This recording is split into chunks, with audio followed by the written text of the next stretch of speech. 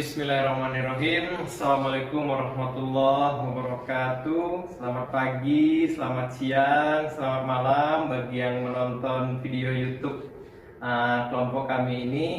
Perkenalkan, kami di sini dari kelompok 1 yang terdiri dari.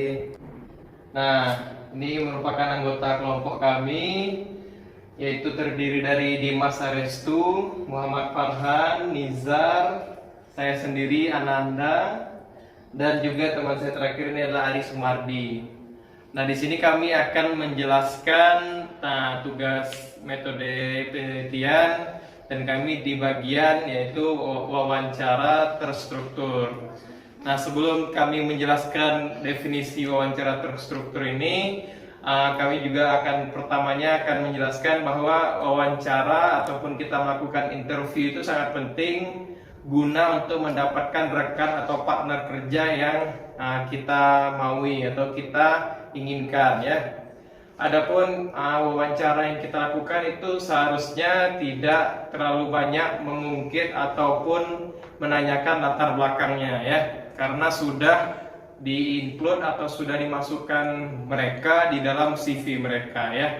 Adapun wawancara terstruktur itu yang akan kita pelajari pada kesempatan kali ini, teman-teman, akan kita lanjutkan share slide-nya. Ya, lanjut. Oke, ini dia wawancara terstruktur. Definisi dari wawancara terstruktur itu adalah wawancara terstruktur digunakan dalam penelitian survei atau penelitian kuantitatif, ya, teman-teman. Dalam beberapa situasi, wawancara terstruktur juga termasuk dalam penelitian kualitatif, begitu, ya. Wawancara ini berbentuk seperti interogasi yang sangat kaku. Jadi tektok antara penanya ataupun yang ditanya itu sangat kaku, ya. Adapun pertanyaan sudah distrukturkan atau sudah dibuat sedemikian rupa, jadi penanyanya hanya tinggal yang ditanya hanya tinggal menjawab pertanyaan yang sudah disediakan, ya. Dalam melakukan wawancara terstruktur, fungsi peneliti sebagian besar hanya mengajukan pertanyaan, ya, dan subjek penelitian hanya bertugas menjawab pertanyaan saja, ya. Jadi penanya itu hanya menjawab sebagian besar pertanyaan-pertanyaan yang sudah ditentukan dan sudah diatur sama penanyanya, ya. Lanjut.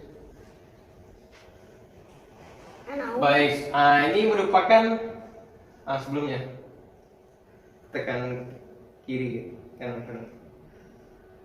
Nah, ini sebelum kita masuk ke definisi tadi, kita sudah masuk ke dalam ciri-ciri, ya. Ini merupakan ciri-ciri wawancara terstruktur, ya. Kita lihat di sini bersama. Ada yang pertama yaitu daftar pertanyaan dan kategori jawaban telah dipersiapkan, ya. Jadi pertanyaan, jenis pertanyaan ataupun kategori jawabannya sudah dipersiapkan oleh orang yang ingin bertanya. Yang kedua yaitu kecepatan wawancara terkendali, ya. Jadi di sini tidak ada basa-basi ataupun hal-hal yang di luar dari pertanyaan. Jadi semuanya sudah terkendali. Yang ketiga tidak ada fleksibilitas atau pertanyaan atau jawaban mengikuti pedoman atau guideline wawancara, yaitu dalam urusan pertanyaan, penggunaan kata dan kalimat, pilihan jawaban, dan tidak improvisasi. Yaitu tadi karena tidak ada basa-basi. Jadi di sini apa yang ditanya itu yang harus dijawab full kaku, bersifat kaku seperti itu. Dan terakhir yaitu tujuan wawancara biasanya untuk mendapatkan penjelasan suatu fenomena atau kejadian. Next.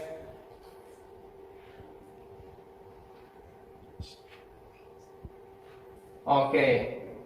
Kita lanjut ke topik penelitian. Nah, ini merupakan contoh topik penelitian yang akan kami jelaskan kepada teman-teman yang nonton di rumah. Ini merupakan topik penelitian yang kami ambil, yaitu tingkat keberhasilan kuliah online yang dilakukan oleh Universitas Komputer Indonesia sejak terjadinya masalah virus COVID-19 ini, ya. Dan pengumpulan data ini dilakukan dengan cara wawancara terstruktur tentunya, di mana daftar pertanyaan dan kategori jawaban telah dipersiapkan dan diharuskan untuk mengikuti pedoman atau guideline wawancara dalam urutan pertanyaan, penggunaan kata dan kalimat, pilihan jawaban, dan tidak berimprovisasi. Ya, kita lanjut, kita lihat contohnya. Nah, di sini ada beberapa pertanyaan yang sudah kami siapkan.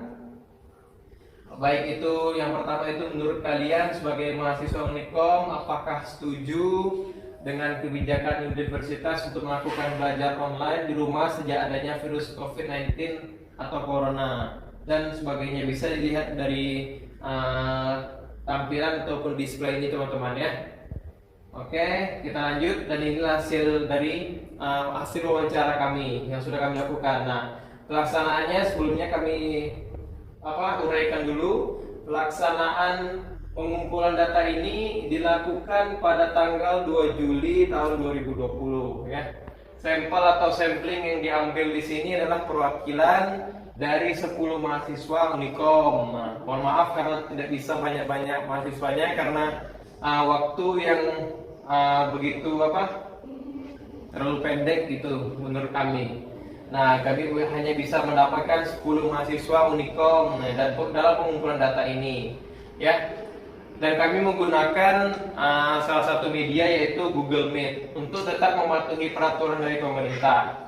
Karena kalau misalnya kami melakukan secara langsung itu tidak mendukung program pemerintah yaitu PSBB ya, karena kita harus selama pandemi ini harus menerapkan social distancing begitu. Nah, dalam pelaksanaan tidak ada masalah, para narasumber bisa memahami dengan mudah pertanyaan dan menjawab tanpa ada kendala. Ya, kita lanjut. Nah, ini teman-teman hasil wawancaranya. Ya, mungkin kelihatan nggak dari kamera? Nah, maju coba maju. Nah, ini merupakan bisa kita lihat bersama hasil dari pertanyaan dan juga ini poin-poin yang setuju, yang sangat setuju, setuju, netral, tidak setuju, dan sangat tidak setuju. Nah, ini merupakan wawancara terstruktur yang kami lakukan. Nah, ini merupakan contoh-contohnya teman-teman nih. Nah, kita lihat ya, kita contoh pertama nih. Dari 10 orang yang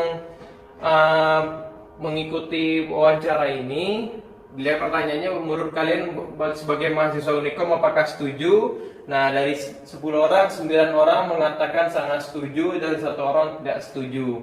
Nah, beginilah sistematis ataupun proses wawancara terstruktur. Jadi pertanyaan dan juga jawaban itu sudah diatur oleh kami sebagai pemberi wawancara dan penyedia penyedia pertanyaan-pertanyaan. Nah, kita lihat di sini tidak ada jawaban-jawaban yang berimprovisasi. Jadi jawabannya sudah ditentukan dan pertanyaannya pun juga sudah ditentukan. Nah, kita lihat di sini contoh kedua. Apakah menurut Anda dengan kuliah online ini lebih efektif daripada kuliah di kampus? Nah, di sini dari 10 orang yang mengikuti interview, ada 2 orang yang sangat setuju, yang setujunya 0 orang, netral 1 orang, tidak setuju 5 orang, dan sangat tidak setuju ada 2 orang. Nah, begitulah dari ke bawahnya. Kita lihat di sini. Kita lihat teman-teman. Oke, sebentar. Nah, ini merupakan analisis dari pertanyaan ataupun jawaban yang sudah kami himpun dari 10 orang mahasiswa tersebut. Dari pertanyaan dan jawaban pada wawancara terstruktur, dengan adanya virus COVID-19 ini, maka perkuliahan lebih baik dilaksanakan secara daring atau online. Yang kita sebagaimana kita ketahui, karena yang kita lawan sekarang ini kan tidak terlihat begitu ya teman-teman ya, virus COVID-19 ini ya, karena partikel-partikel kecil ini tidak bisa dilihat oleh kasat mata. Jadi dengan mengambil jalan yang lebih amannya, lebih baik kita melakukan proses perkuliahan di rumah ya. Karena kalau misalnya kita lakukan di kampus ataupun di suatu tempat yang tertutup dan di situ ada orang ramai, mungkin tingkat tingkat penularannya lebih tinggi begitu ya teman-teman ya. Maka dari itu, dari pertanyaan dan jawaban pada wawancara terstruktur, dengan adanya virus COVID-19 ini, maka perkuliahan lebih baik dilaksanakan secara daring atau online. Tetapi ya, ada tetapinya nih, dapat diketahui bahwa kuliah kurang lebih efektif jika dilaksanakan secara langsung bertatap muka. Jadi kalau misalnya kita melakukan secara online, ataupun daring, ini mengakibatkan ada negatifnya. Sisi negatifnya yaitu bagi mahasiswa-mahasiswa yang autodidaknya kurang ataupun tingkat pembelajarannya sendiri itu kurang, jadi kurang efektif nih, karena kurangnya tidak bertatap muka begitu ya. Karena kalau misalnya secara online itu kan kadang ada yang di rumahnya tidur, ada yang di rumahnya kurang memerhatikan begitu ya, beda dengan kita langsung datang ke kampus atau ke kelas ya. Jadi ada sisi negatifnya, itu kurang efektif jika dilaksanakan secara online ini. Nah, perkuliahan secara daring dan online ini memiliki banyak kekurangan juga nih, yaitu sulitnya melakukan bimbingan secara online. Sebagaimana kita ketahui, ada beberapa mahasiswa yang sedang mau melaksanakan sidang ataupun mau wisuda, jadi terhambat gara-gara pelaksanaan online ini ya. Jadi bimbingan agak kacau dan sebagainya itu ya. Dan koneksi internet yang kurang baik. Nah, kita ketahui bersama kalau misalnya online itu pasti menggunakan kuota. Nah, kuota ini kan butuh biaya. Nah, biaya ini juga mahasiswa-mahasiswa di sini tidak bisa kita pungkiri bahwa tidak semuanya mampu ya, tidak semuanya dalam ekonomi yang menengah ke atas atau ekonomi yang di situ kebutuhan premier ataupun sekundernya tidak perlu dipikirkan lagi ya. Banyak mahasiswa dari Unikom ini masih mengeluh dengan kuota begitu ya. Jadi kekurangannya yaitu internet ataupun penggunaan kuota internet yang boros begitu. Nah, oke, setelah analisis dari kami, nah ini merupakan kesimpulannya ya.